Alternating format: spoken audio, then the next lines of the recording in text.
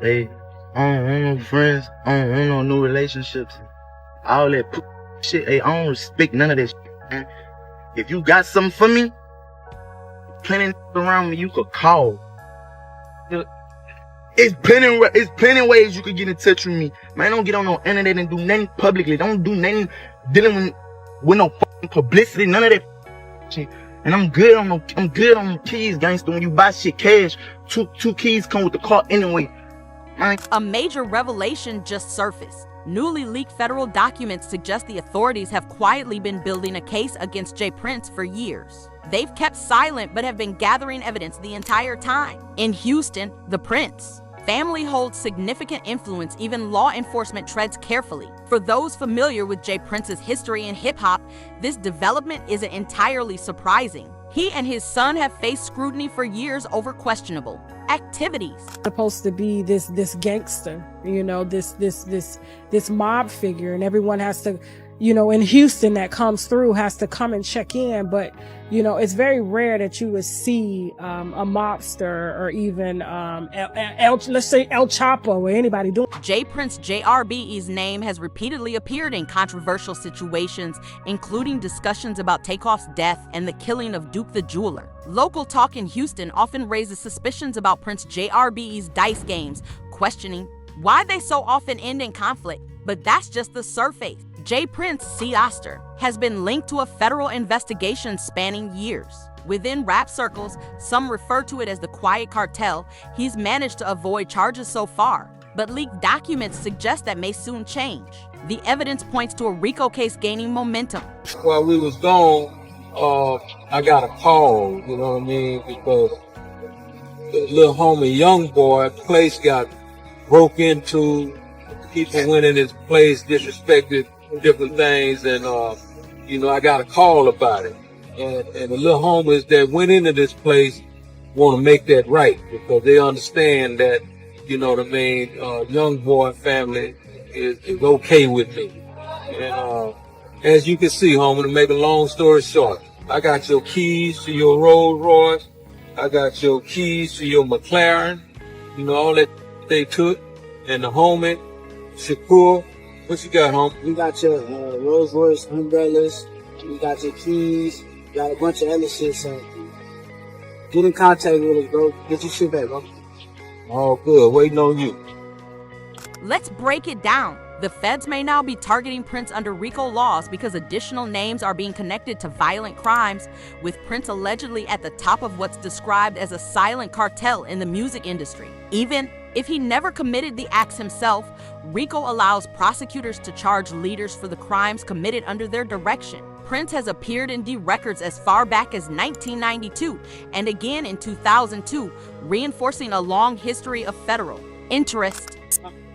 Hey, I don't want no friends. I don't want no new relationships. All that shit. Hey, I don't respect none of that shit, man. If you got something for me, plenty around me you could call. It's plenty ways you could get in touch with me. Man, don't get on no internet and do nothing publicly. Don't do nothing dealing with no fucking publicity. None of that shit.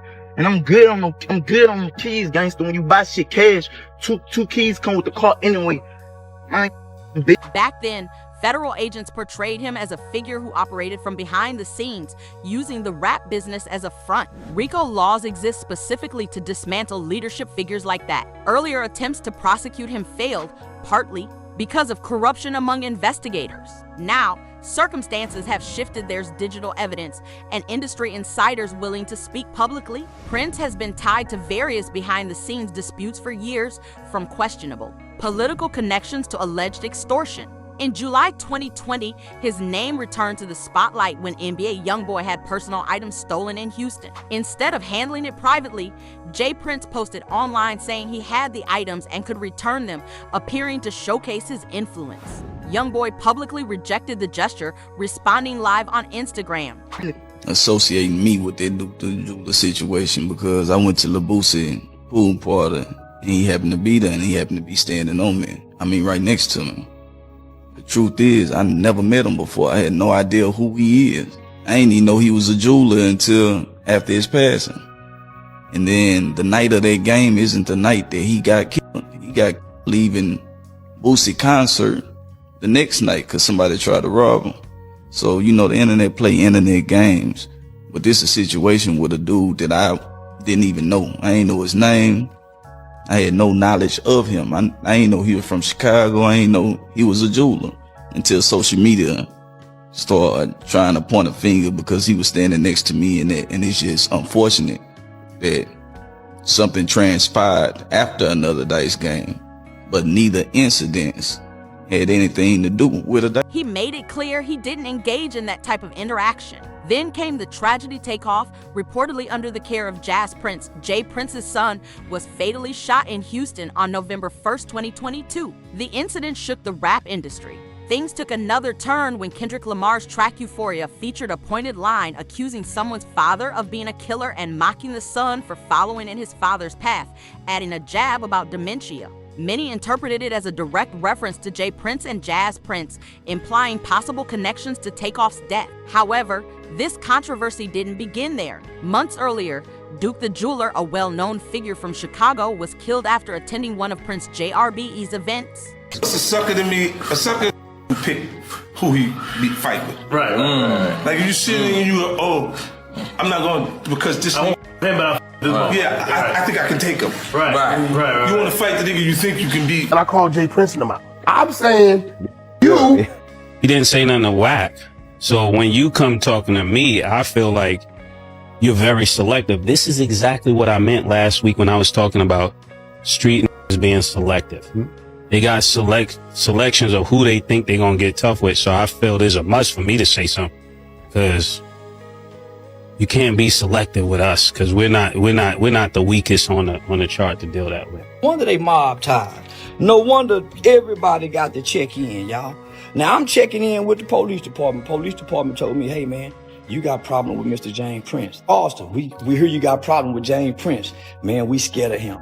I swear to God, y'all, I just got the call from the Houston's mayor's office and the gang unit police department in Houston, Texas. They are scared of fire to rap a lot. And this is what I'm telling the Houston Police Department. Y'all can suck my too. Winning big at one of Prince JRB's dice games, walking away with 100,000 should have been a life-changing moment. But he never made it home. Before reaching his car, he was robbed, attacked, and fatally shot. Now, prosecutors are looking closely at these recurring incidents, and the pattern is becoming harder to dismiss as coincidence. They may finally have enough to connect the dots. In RICO cases, it's not always about who fired the weapon, it's about who directs the operation. That's the core strategy. The D has been approaching it this way for years, describing the rap industry as a quiet cartel long before the public caught on.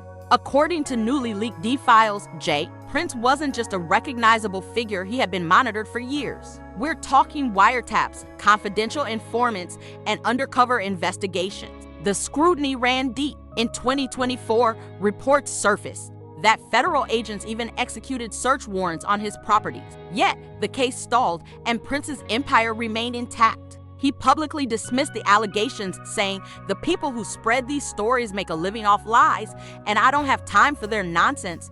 But here's where it could turn if prosecutors succeed in linking those killings to street control. Basically, nobody Prince family in Houston. Nobody, including the cops. Cops know what it is. Using violence to silence rivals or send messages could easily give prosecutors grounds for a strong RICO case. That's exactly the type of conduct RICO laws target criminal acts directly tied to business operations. And it doesn't end there. Social media is filled with leaked clips and ongoing chatter. Footage and online claims from figures like 50 Cent, Charleston White, and Boosie suggest that Prince and his son may be working a long-term strategy behind the scenes. Even credible voices in the culture, such as DJ Academics, have stated that Prince allegedly maintains connections with Houston law enforcement, a serious allegation. Many are beginning to see Mob TIs as more than just a brand or music label. It could be part of a much deeper network. Beneath the music and merchandise lies what appears to be a legitimate business operation. If federal investigators can prove these companies are merely fronts for activities like money laundering, extortion, or threats, that puts the matter squarely in RICO territory. On top of that, Prince both Sr. and Jr. often appear to control the narrative after incidents occur. They seem to avoid law enforcement scrutiny, release mixed statements, and manage the public conversation. Such behavior can look like damage control, something prosecutors tend to highlight. All of this could point to one critical element in a RICO case: consciousness of guilt. Under these laws, the leader doesn't have to commit crimes personally, only to be knowingly connected to a business that benefits from them. That came here. I wish he wouldn't have never came with Quavo. I wish he wouldn't have never brought this nigga into Houston, because he can't think. You know what I mean? This whole root of everything happening is from his action. And to be frank, honest about the situation, I wish that bullet would have hit him instead of Takeoff, because he was the one that deserved it. So, even if Prince has never issued a direct threat or carried out violence himself, that may not matter legally. Prosecutors could claim he fostered an environment where those crimes occurred and profited from it. Once federal investigators begin examining financial records, things can get complicated quickly. Mob TIs and associated companies reportedly manage millions in cash. If any of that revenue links back to illicit activities such as bribes, protection payments, or robbery proceeds, it could amount to money laundering. And in RICO cases, money laundering is a major asset for prosecutors. One recurring phrase in lled documents is silent cartel. This isn't just a throwaway term, it paints a picture of Houston's rap scene being operated like a criminal syndicate. Cartel implies control, territory, and intimidation. For Prince, the challenge is distancing his business empire from the criminal allegations, especially when his own son is tied to the controversy. His name carries weight in the streets, which can make it easier for prosecutors to argue that everything is part of one organized criminal enterprise.